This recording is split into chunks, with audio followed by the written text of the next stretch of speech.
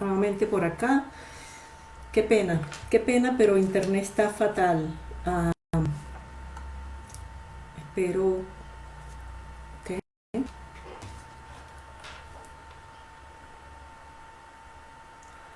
Muy bien.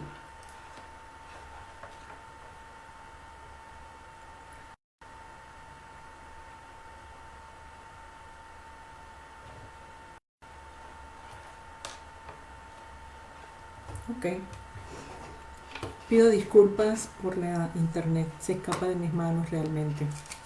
Disculpen nuevamente. Veo que se están incorporando. 3 segunditos que terminen de incorporarse y sigo con ustedes.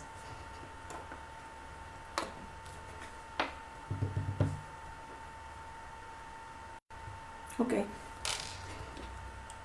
Bien, por favor, cuando no se escuche, yo les agradezco o se distorsiona la imagen, me lo avisen por mensaje y estoy pendiente con ustedes, ¿ok?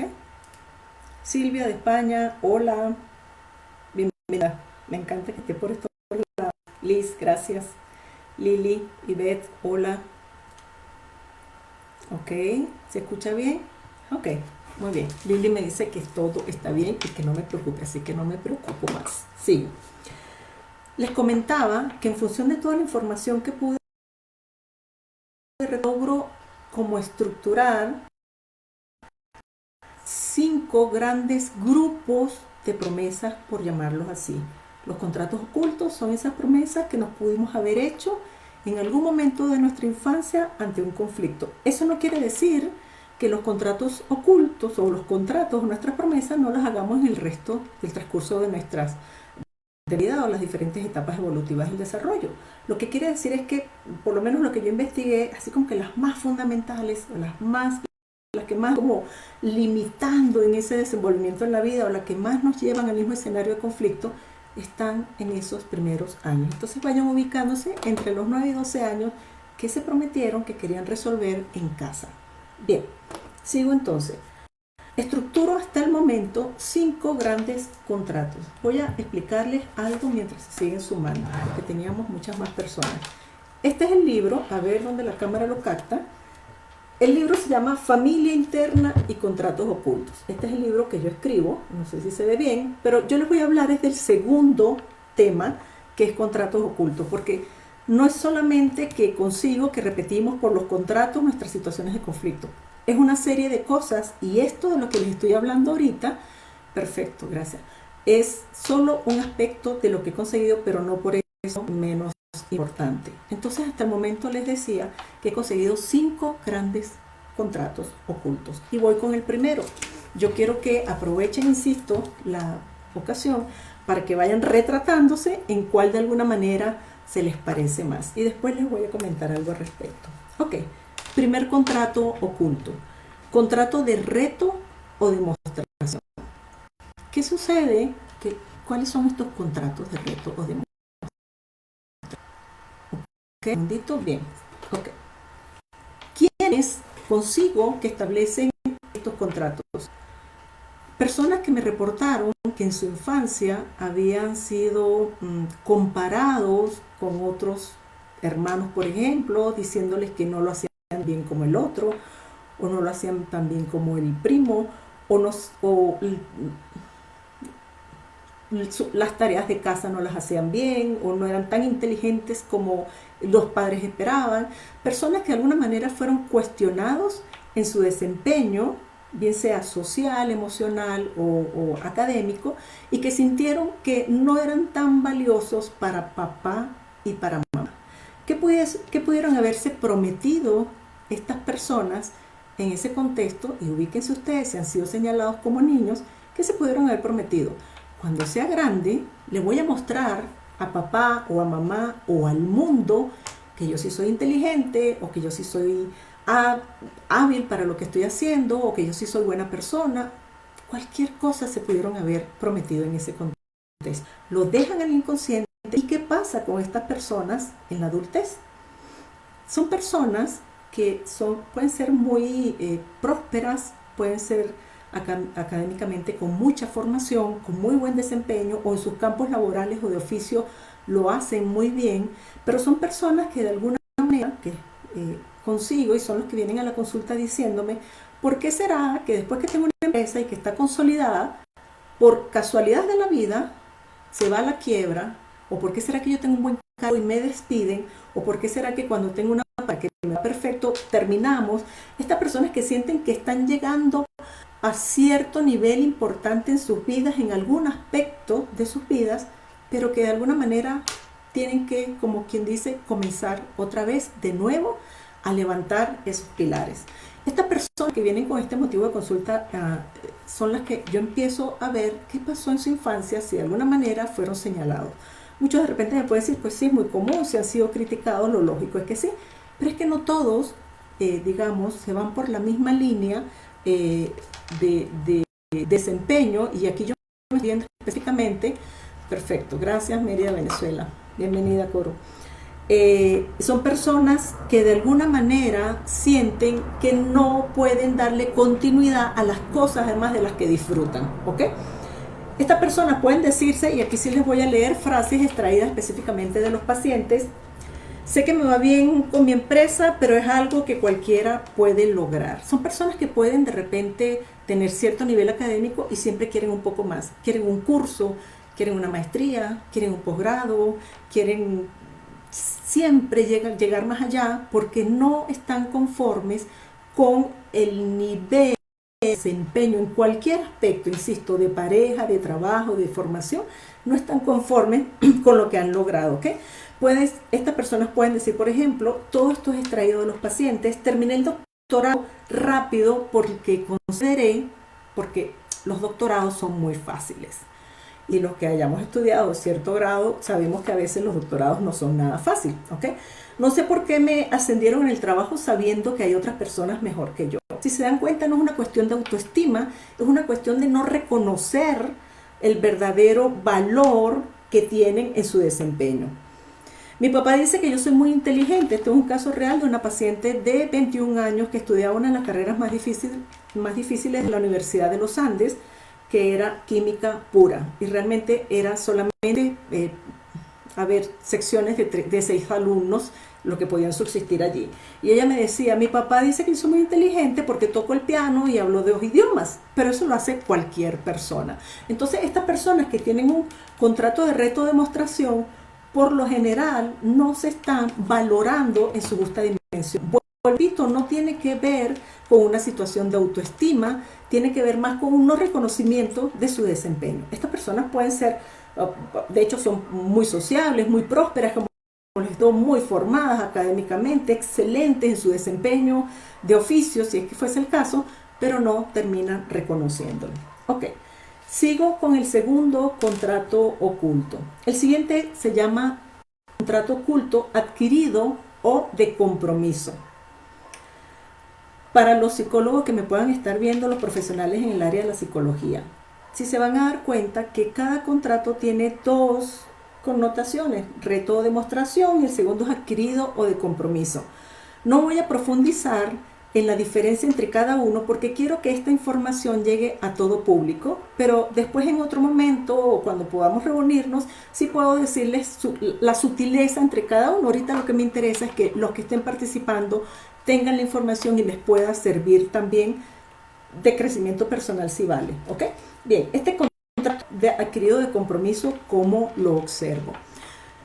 Comienzo a ver que llegan a la consulta personas que consideran que lo que se hace como grupo familiar, aquí ya es distinto, el primero es individual, el segundo ya es de grupo familiar, y consideran que eso está bien. Es decir, está bien que todas las mujeres de casa seamos divorciadas, es normal. De eso ni siquiera hablan del tema porque es esperado. Está bien que todos los hombres de casa sean infieles. Está bien que todos sean... Ojo, no es que el paciente viene a decir que eso está bien, sino que sencillamente me habla y me dice, todos los hombres de la familia son infieles. O en casa hay muchos alcohólicos, ¿ok? Entonces, cuando me empiezan a hablar de... Yo le digo a la tribu de que la tribu somos todos así, empiezo a profundizar en este que hay un compromiso, pero que también tiene mucho de lealtad. Los contratos no tienen que ver, si se quiere sí está como muy directo, se corresponde, porque pareciera que es como una promesa que hacemos en familia sin darnos cuenta que eso nos perjudica. ¿Por qué nos perjudica? Porque no está que siendo 4 hermanas, todas estén divorciadas y más nunca tengan pareja.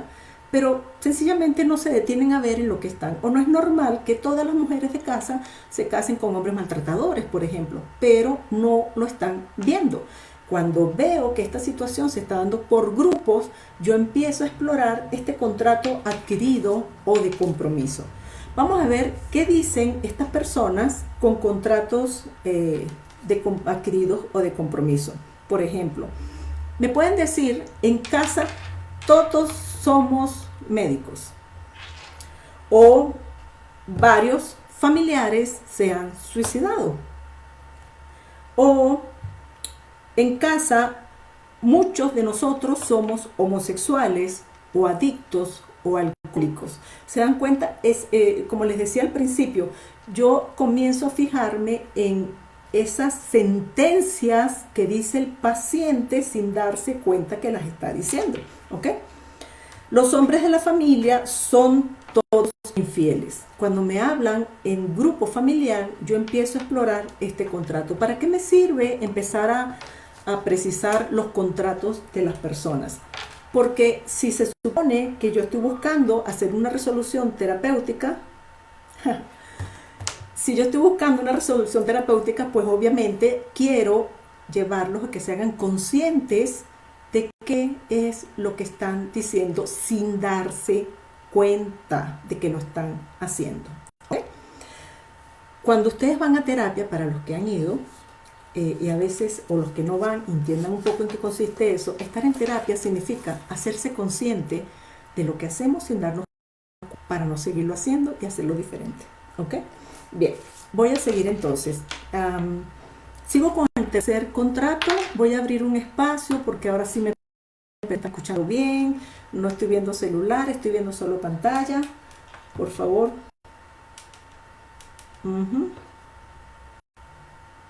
Ok. Creo que nadie me ocupa que nadie comente nada. No sé si me están escuchando. Por favor, alguien que comente. Ajá. Perfecto. Maraya, esa pregunta que me estás haciendo casualmente es el siguiente contrato que viene. Quiere decir que me estás escuchando entonces. Perfecto, sigue. Tercer contrato. Contrato de culpa o de castigo. ¿En qué grupo consigo este tipo de contrato? Cuando las personas sienten que de alguna manera con su desempeño le han fallado a su familia. Por ejemplo, quedé embarazada a temprana edad.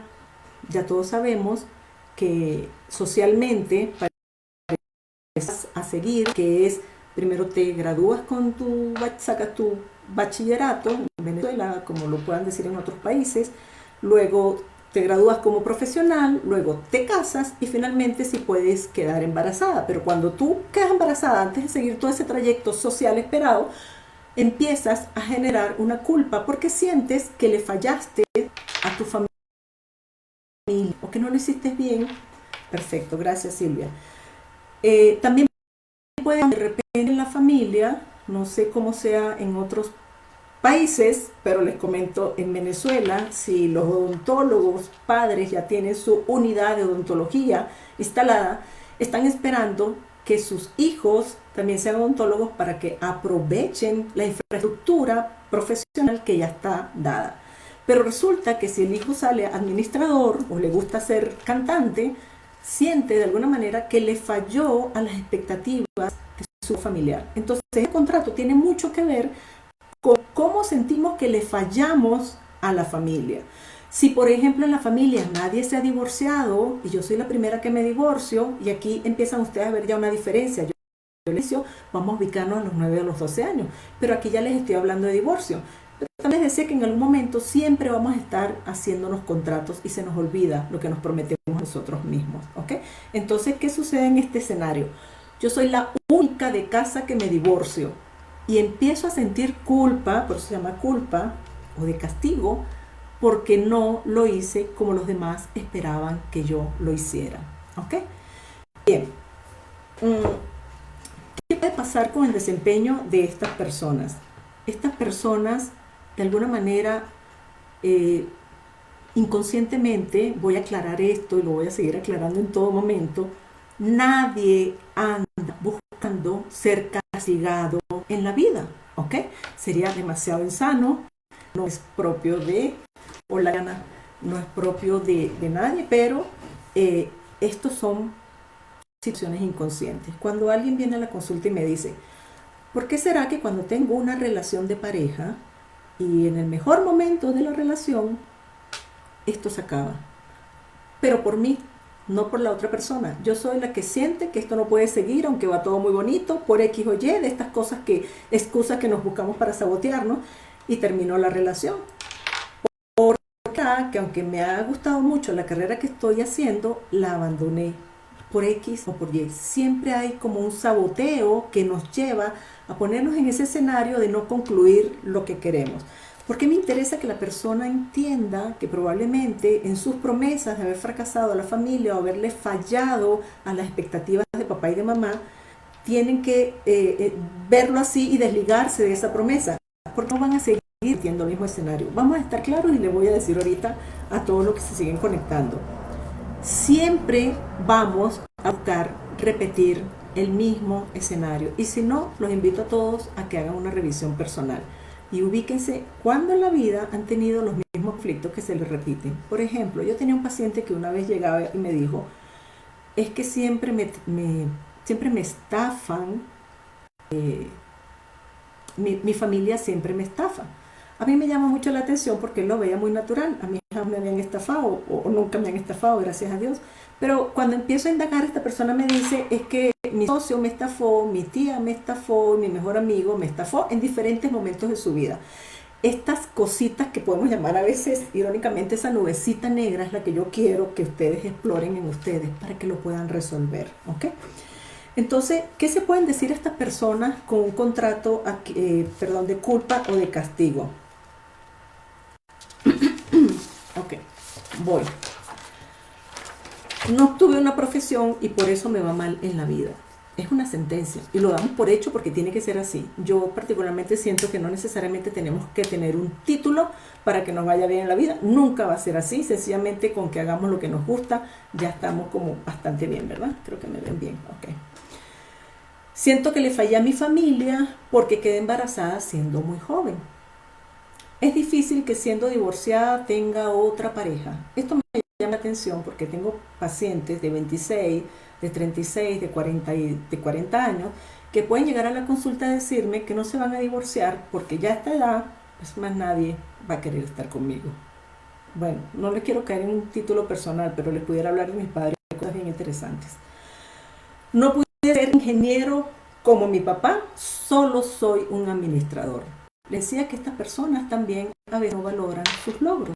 Y están viendo, déjame aclarar un momentico acá. O sea que, no. Laura, no, Laura me pregunta que si nosotros de alguna manera elegimos situaciones para generar culpa o castigarnos o boicotearnos. Yo creo que no es que buscamos situaciones para sabotearnos. Yo creo que cuando estamos en una situación y nos damos cuenta que nos gusta o nos sentimos bien o que estamos exitosos, nos saboteamos. Distinto es que no me busco algo en lo que me vaya mal. Por el contrario, disfruto lo que estoy haciendo. Es así como si yo hubiese dicho, como yo fallé a mis padres, no merezco ser querida. Por lo tanto, esta valiosa pareja que tengo al lado no va a seguir conmigo. Y me las ingenio para que nos vaya mal en esta situación. ¿Una duda?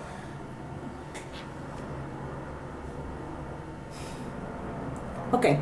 Ebri dice, tengo una duda. Doy todo en una relación y esta no ha funcionado. Soy fiel y honesto y aún así me va mal.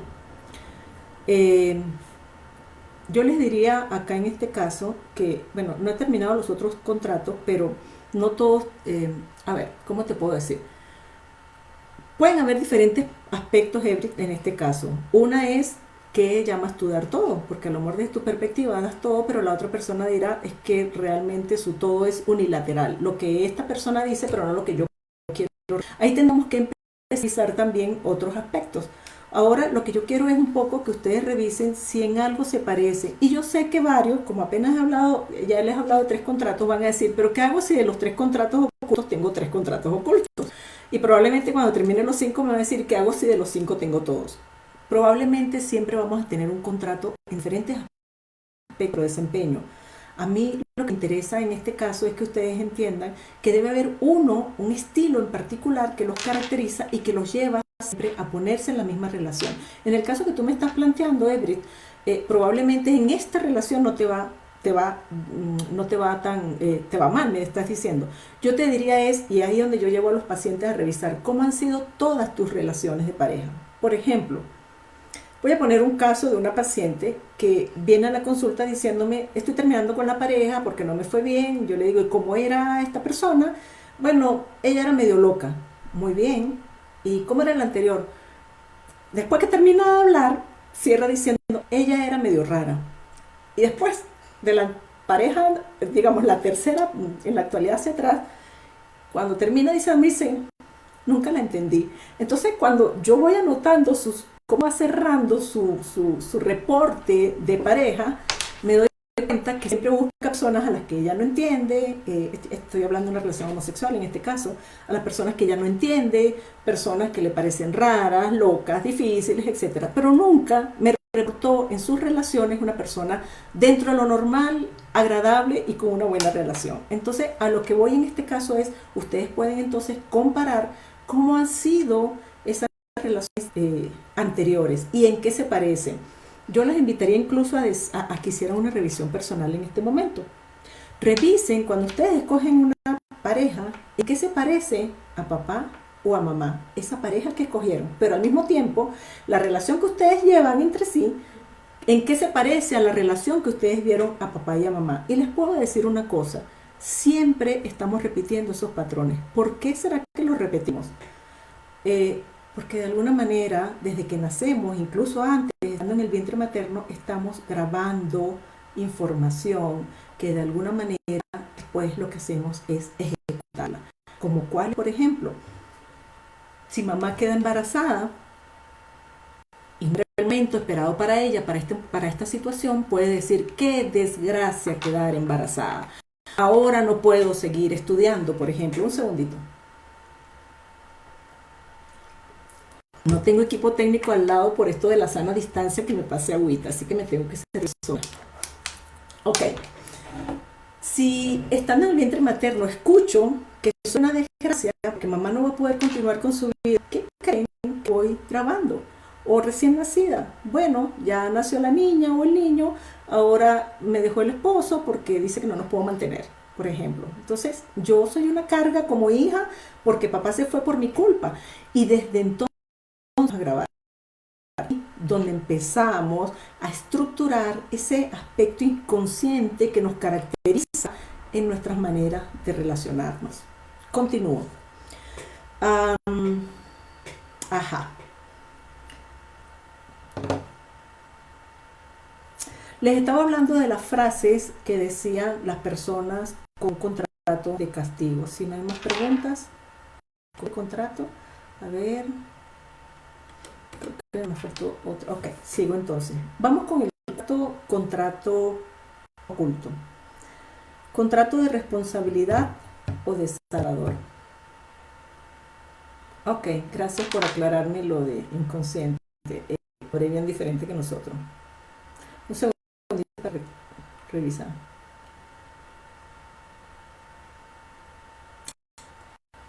Correcto.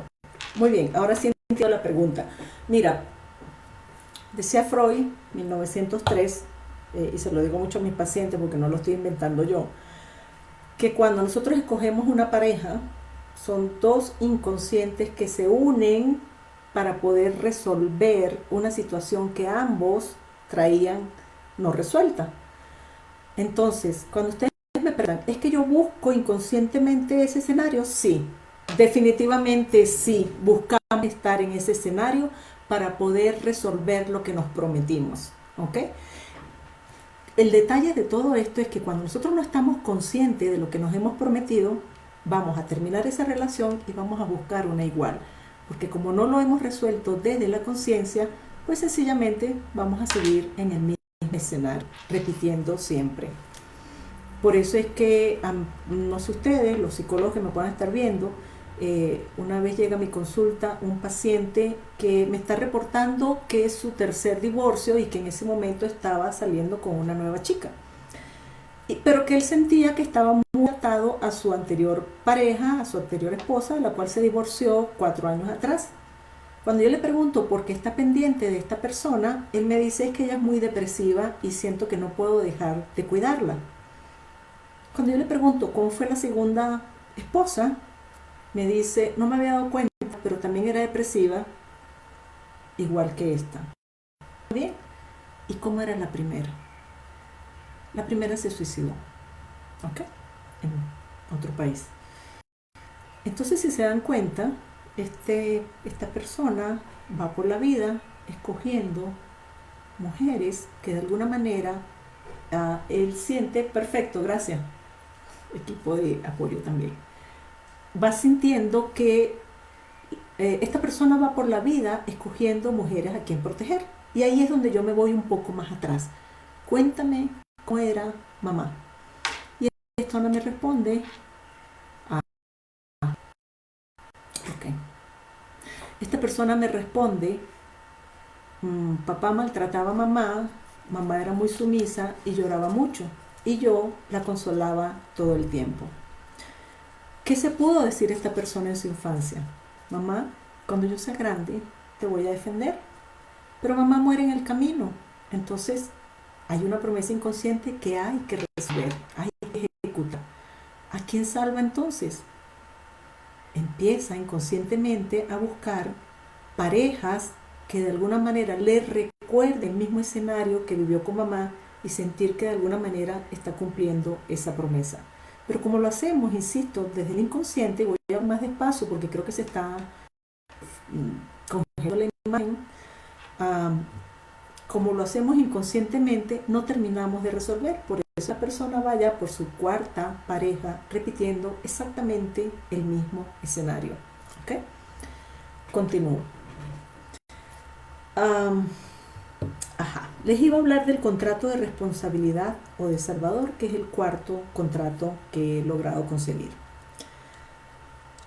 Estas personas de alguna manera, les cuento su contexto de cómo se inicia esta situación o cómo graban esto, pueden haberse sentido desplazados en su círculo familiar, o como que no eran los preferidos, preferían a mi hermana mayor, al hermanito menor, o preferían a otro y no a mí, por ejemplo. Son personas que de alguna manera les ha tocado asumir la responsabilidad o el cuidado de algún familiar que no necesariamente les corresponde. Por ejemplo, yo puedo ser una niña de 8 años y tengo la responsabilidad de cuidar mis dos hermanitos menores, ¿ok? Entonces, en ese momento, yo empiezo a sentir que estoy asumiendo responsabilidades que no me corresponden y que a veces son mucho más grandes de lo que yo puedo hacer, pero igual las resuelvo, digamos así. O yo soy la encargada de cuidar a la abuelita, o sí, de alguna manera, cuando estas personas sienten que no están siendo validadas en su justa dimensión y que de alguna manera les están atribuyendo responsabilidades que no corresponden. También he conseguido que este tipo de contrato lo han adquirido personas que han sido víctimas de actos lascivos o abuso sexual, ¿sí? Esto es algo que me llama la atención, aunque lo estoy colocando en el segundo libro, no es algo que estoy dejando como algo determinante, ¿ok? Por eso lo resalto en este momento. Bien, estas personas, ¿cómo se comportan? Son personas que de alguna manera están velando por el bienestar de otros, pero velando, ustedes dirán, ¿y eso qué tiene de malo? ¿Ok? Aquí en particular son personas que velan de una manera desproporcionada, y esa es la palabra que los caracteriza. Son desproporcionados en sus acciones. ¿De qué manera, por ejemplo, les voy a hacer referencia a un caso en particular. Esta es una persona que tiene a su familia, su mamá, a 800 kilómetros de distancia de su casa y viaja una vez al mes para atenderla, porque la mamá es de la cuarta edad. Ya te leo, Gladys, déjame terminar esta idea. Eh, la mamá es de la cuarta edad y requiere atención. Cuando yo le digo, pobrecita tu mamá viviendo sola tan lejos, me dice, no, allá viven todos mis hermanos y mis demás primos. Pero ella siente que ella es la que tiene que salvar. Estas personas van atendiendo al perrito que pasa herido enfrente de la casa, a la vecina que se quemó, a la sobrina que está a 3 horas de distancia, al esposo de casa, a los amiguitos, ¿ok? Son personas que siempre están en una entrega incansable para los demás. Además, lo curioso y particular de este contrato es que estas personas no están conscientes de el desgaste que esto les genera. Y por más que estén agotados, siguen siempre al servicio de los demás. Lo importante acá no es que uno esté al servicio de los demás. Lo importante es que lo haga de tal manera proporcionada que me lleve a agotarme y no darme un justo descanso. Y que además todo el tiempo lo esté haciendo. Déjame leerte, Gladys. ¿Cómo abordar desde la perspectiva de género? Es que me comenta sobre el cuidador y la mujer que requieren ser cuidadas. Es decir, a ver, no, Clau, no son, si te estás refiriendo, Clau, a las personas con responsabilidad Salvador, para nada son posesivos. Por el contrario, son personas a las que todo el mundo se quiere servir para que nos vengan a ayudar, porque siempre están al servicio. Más bien se agotan a sí mismos y consideran que tienen que seguirlo haciendo. Déjame tratar de entenderte otra vez, Gladys. ¿Cómo puedo abordar desde la perspectiva de género esto que me comentabas sobre el cuidador y la mujer? ¿Qué?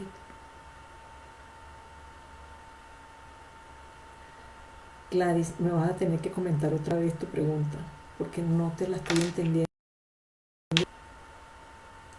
Dale. Ok. Y me da pena no responderte honestamente. ¿Cuál cuidador y la mujer? Ok, dale. Bien. Lamento de verdad que esto no sea más interactivo y que no podamos tener sonido. Me hubiese encantado escuchar sus dudas. A veces yo también suelo hablar muy rápido y por eso pido que si hablando rápido me lo avisen para pausarme más y estar un poquito más pendiente de sus intervenciones. Estas personas no pueden ser posesivas, no son controladoras en lo absoluto. Más bien yo diría que se presta mucho a que las personas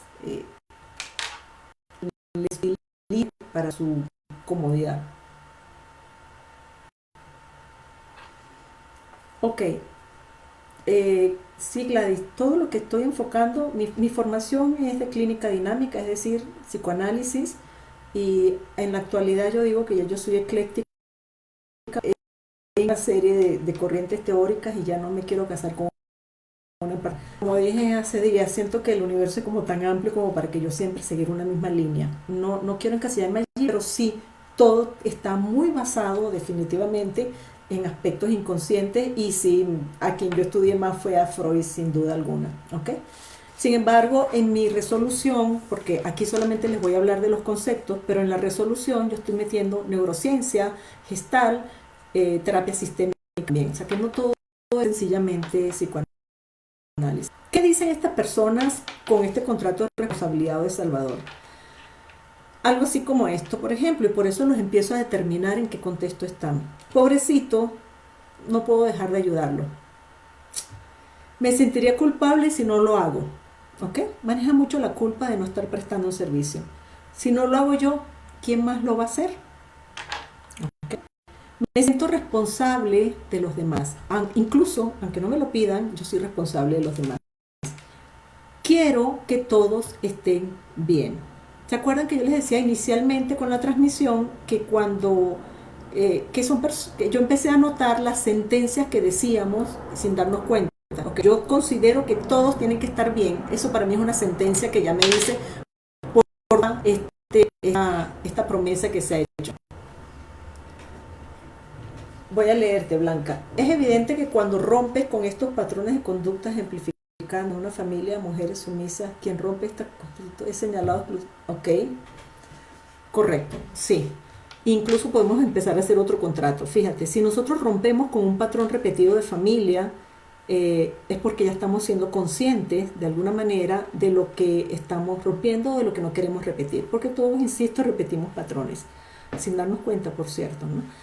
Y cuando lo rompemos podemos empezar a manejar culpa. Pero yo me imagino que la persona que lo está rompiendo tiene que tener un proceso de terapia, porque si no, conscientemente, cuando llegan a nosotros personas que están rompiendo esquemas, por supuesto que vamos a trabajar la culpa, porque si no perdemos a esta persona en su proceso de cambio, ¿sí? Y incluso no solamente que son excluidos de la familia, se pueden autoexcluir por sentirse diferentes a su tribu, ¿ok?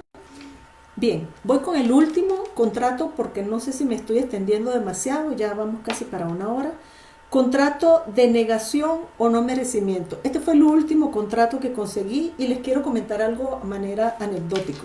Cuando empezaba a encontrar un contrato, pareciera que de repente me empezaban a llegar 2, 3 pacientes que me mostraban exactamente las mismas cosas, la misma situación, como que me venían a confirmar de lo que yo estaba descubriendo. No sé si es porque yo estaba demasiado centrada en eso, pero siento que me empiezan a llegar este tipo de pacientes, que son los últimos antes, por cierto, de salir de Venezuela. Para mí fue como todo un descubrimiento porque eran como si tuvieran un mismo patrón de comportamiento, ¿ok?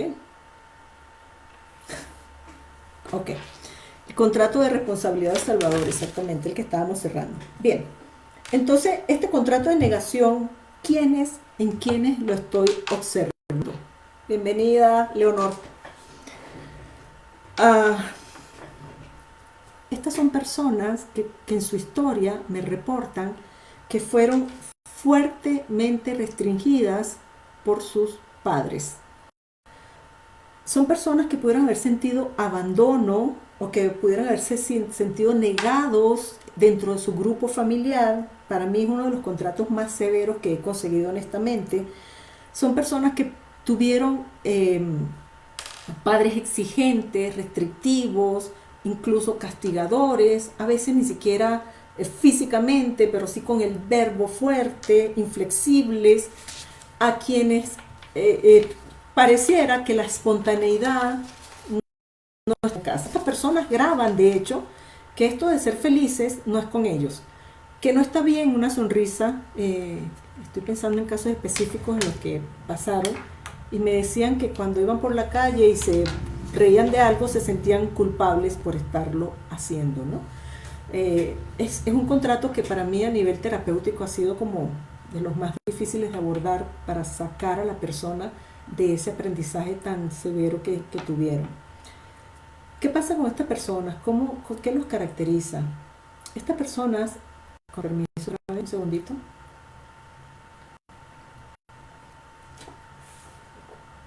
Estas personas se relacionan con el otro desde la limitación. Se limitan incluso a ser alegres, se limitan a disfrutar de lo que rodea, se limitan incluso a vestirse de colores distintos, pueden ser muy repetitivos en su ropa, en sus colores, en su estilo, pueden ser muy clásicos, pueden no ser apegados a la tecnología, las cosas que resulten novedad no las incorporan con facilidad. ¿Okay? Estas personas de alguna manera son como si tuvieran un sentimiento de estar estancados en la vida. Es como con poca dificultad para relacionarse a nivel de amistad y mucho más para tener parejas, ¿ok? Porque son personas como muy negadas, si se quiere, a que tienen y pueden disfrutar de lo que les rodea. Voy a decirle unas frases de lo que me decían estos pacientes con este contrato. Me sorprende oír lo que dicen mis colegas en las reuniones sociales. Es decir, estoy hablando de personas que incluso pueden ser profesionales y pueden ser muy buenos, pero cuando están en la consulta, así como tras bastidores, digo yo, es cuando muestran toda esta serie de miedos que los caracterizan. Aunque hago muchos cursos o talleres, siento que no implemento nada de lo que yo estoy aprendiendo. Como les decía hace rato, son personas que de alguna manera se les dificulta internalizar cambios en su vida. ¿Ok?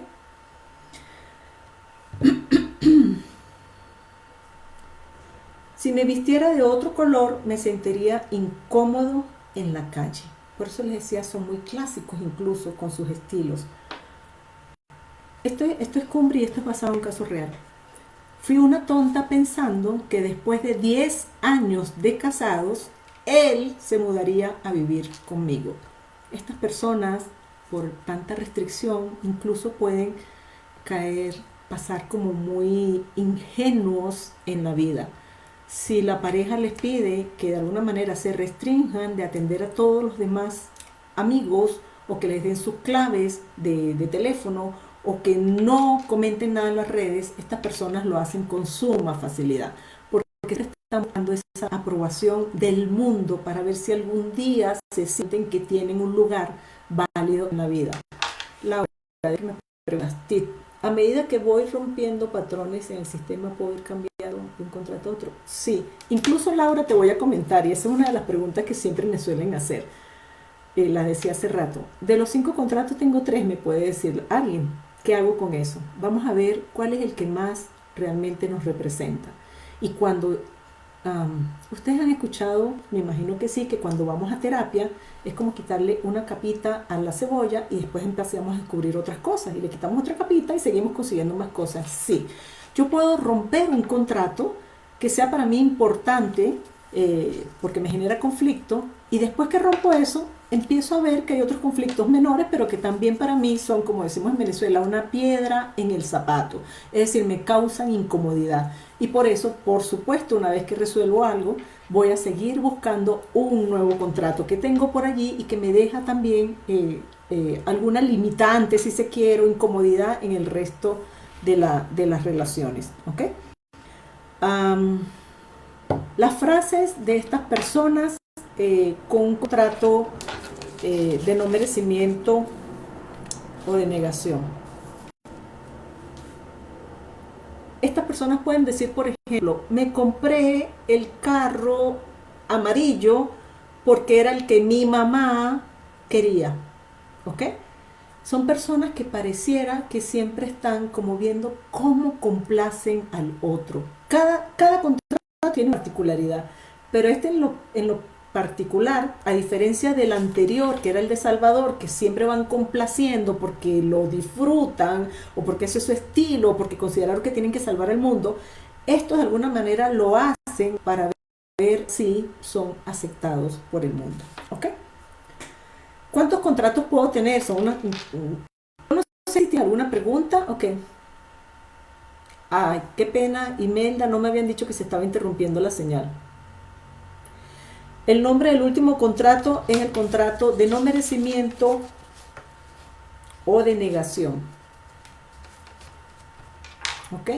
Y el quinto. Prácticamente, en líneas generales, ya les he dicho toda la información de los contratos. Hemos dicho quiénes lo hacen, cuáles son las frases.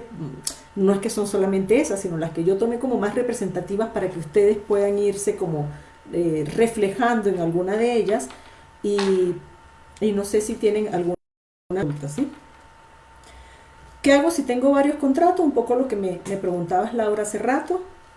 Vamos a tratar, comienza resolviendo el que más te genere conflicto y después pasas a otro. ¿Vamos a seguir generando contratos a lo largo de nuestra vida? Siempre, siempre. Les puedo hacer referencia a un chico muy próspero que toda era una empresa familiar. Cuando papá muere, él asume el contrato de ser el responsable de esa fábrica y que a mamá no le fallara nada. No te preocupes, mamá, papá ya murió, yo me encargo de todo. Y prácticamente ahí comienza otro contrato en el que él empieza a tener dificultades con sus hermanos que trabajaban en el mismo campo laboral como los tenían los hermanos con papá. Es decir, al él ocupar el cargo, el lugar de papá, empieza a comportarse como tal, establece un contrato, allí de alguna manera un compromiso con la familia y por supuesto ya no se comporta como el hermano de la casa de los otros hermanos, sino como el papá de los hermanos. Y ahí empezamos a cambiar entonces otra vez nuestra concepción nuestra manera de relacionarnos. Otra pregunta que me pueden hacer en esta charla es, ¿todos tenemos un contrato oculto? Nancy, a mí también estuvo con la madre. Bueno, qué bueno que ya se ve bien, gracias Nancy. ¿Todos tenemos un contrato oculto? Pues yo diría que sí, por lo menos yo abordo mucho a los pacientes de esta óptica y siempre descubrimos un contrato, ¿no? que es basado en su historia familiar. Otra de las preguntas que curiosamente me hacen en las charlas al respecto es, no te entiendo, Blanca, lo que estás comentando. Hay personas que me comentan y me preguntan, a ver, pero es que no hay contratos positivos, porque si se dan cuenta, todo lo que estamos revisando acá tiene que ver con contratos que nos llevan a conflicto. Aquí es donde yo respondo que lamentablemente a nuestras consultas no llegan pacientes para contarnos los bien que les va en la vida, sino el problema que tienen. Entonces yo he indagado contratos ocultos que nos llevan a resolver conflictos, pero sí obviamente creo que hay contratos positivos que yo no los he explorado y que tienen mucho que ver con la resiliencia de la persona, es decir, ante una situación, cómo no me quedé allí atrapado en eso y cómo pude superarlo y cómo pude hacer cosas mucho más favorables en mi vida. Ajá. Ok. Bueno, no sé si hay alguna corrido de una información acá.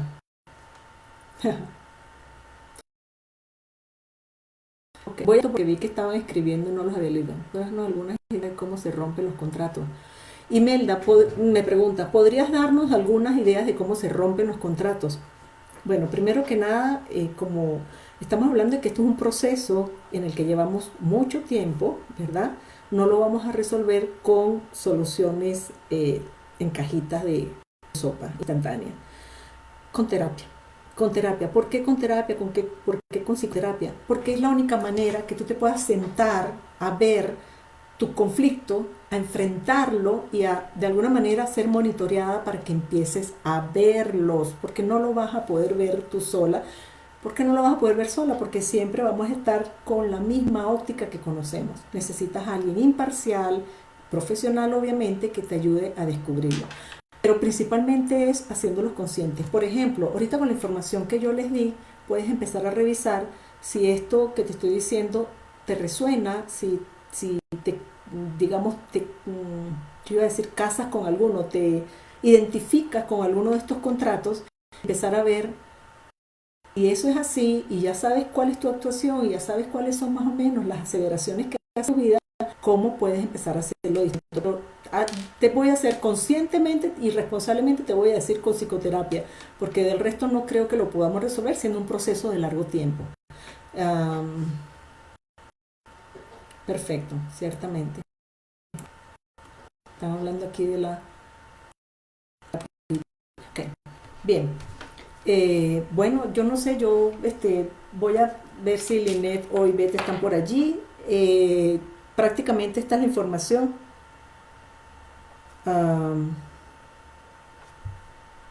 Un segundito para ver si puedo responderles todas sus preguntas.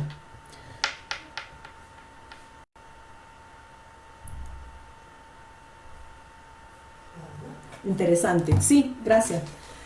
Entiendo. Gracias, Linet.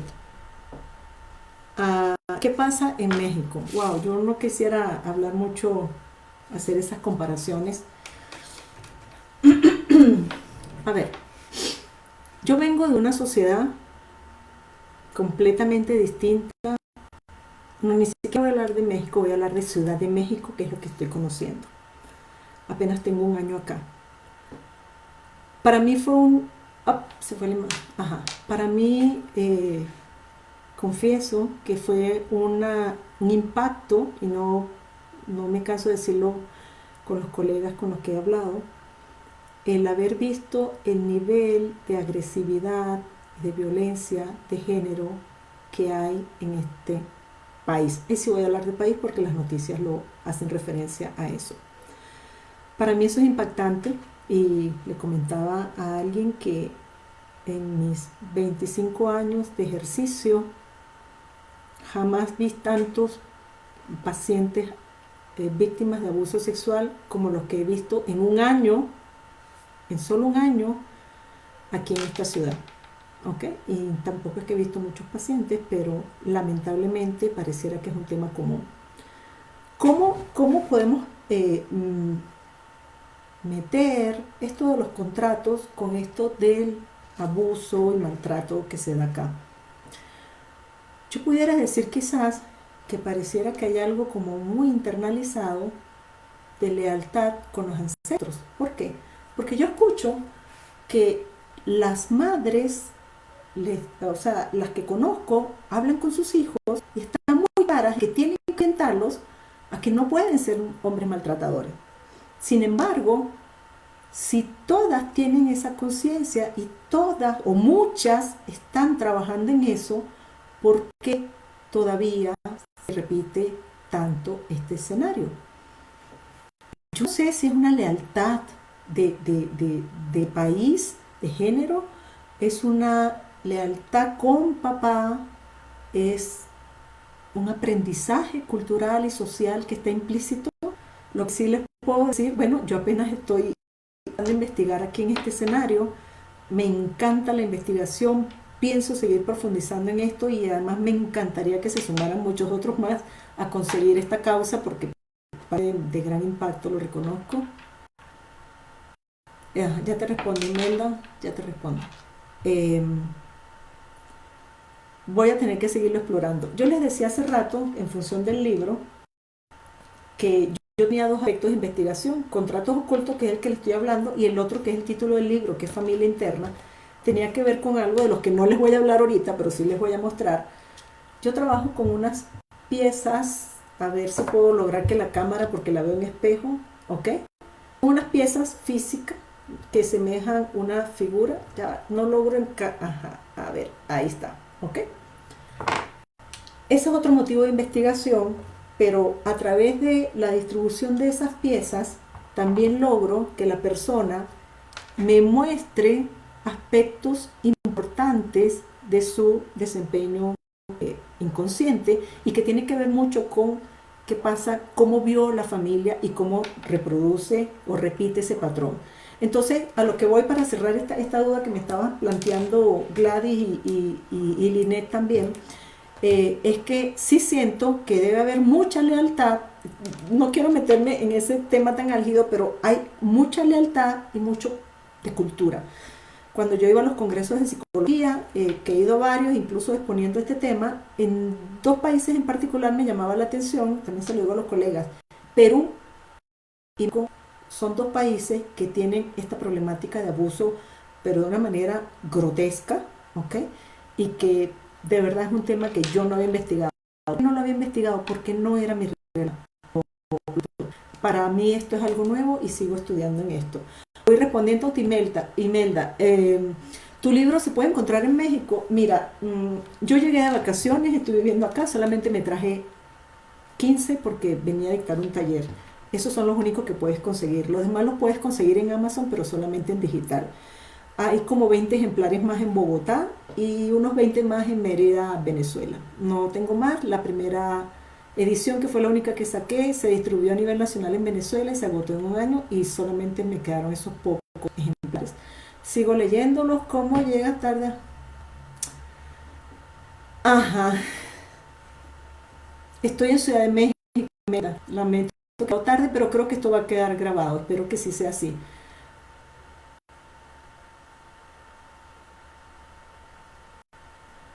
Lía, tiene un contexto histórico donde el varón es responsable de la mujer.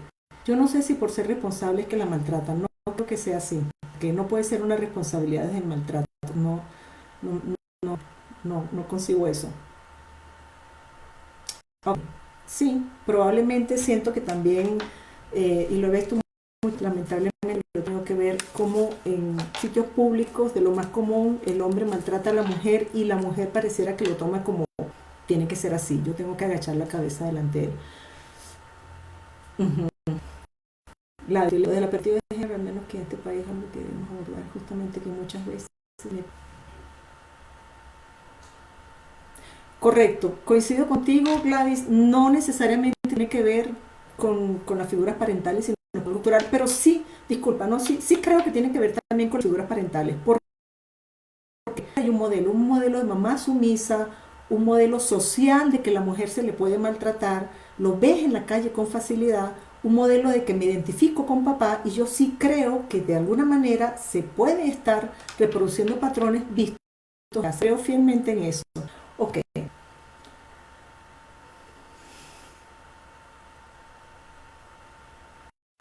gracias. Perfecto, Maraya.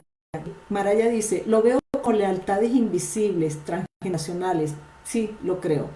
La violencia de género, correcto. Am, bueno, no sé el tiempo de ustedes. Sé que hay gente que está conectando desde España y tenemos 7 horas adelantadas, por lo tanto sé que están de madrugada. Hablaríamos entonces que los contratos colectivos culturales. Me encanta, Yesenia, ese comentario. Yesenia dice, hablaríamos entonces de contratos colectivos o culturales, en la situación en que como cultura tenemos información inconsciente por el mero hecho de pertenecer a una cultura. Me encanta. Y quizás estos 5 contratos los descubrí en Venezuela, quizás aquí descubra otros tantos más, ¿no? Lo que sí me gustaría profundizar más también es en el aspecto de niños, porque esta investigación la referí mucho con los adultos. Ahora quiero empezar, gracias Silvia, a profundizar más con niños, ¿ok? Aunque sí vi niños y en el libro, en el primero hago referencia a varios casos de niños buenísimos, de verdad, como ellos resuelven rápido, sin mayor intervención, afortunadamente, pero no he investigado muchos de niños. Porque hay una referencia, me doy cuenta que hay... Ajá, gracias Imelda. Ok, bien, para no abusar del tiempo de ustedes, ya estamos como contrarreloj. Eh, de verdad quiero darles las gracias por haberme acompañado y haberme abierto su ventana, como digo yo, en este balcón digital para compartir esta información con ustedes. Deseo de corazón pueda quedar grabado en ustedes y que sirva de una herramienta de resolución de algo que no habían podido quizás ver y esta es otra perspectiva diferente. Y también quiero aprovechar en este momento públicamente a todos mis pacientes y todas las personas que de alguna manera pudieron confiar en mí y que me permitieron ver esta información, porque considero que a través de ella, por lo menos en lo particular como terapeuta, como psicóloga, he podido llevar a los pacientes a de una manera sin tanto trauma y quizás en menos tiempo. Entonces, honro de verdad la presencia de todas estas personas en mi vida. Y por último, bueno, ya para finalizar, agradecerle nuevamente a la Sociedad Intermexicana de Profesionales de la Salud Mental por abrirme esta maravillosa y valiosa ventana. Por si está interesado, mi nombre, por favor búsquenlo en el post porque sé que en México suena difícil para ustedes.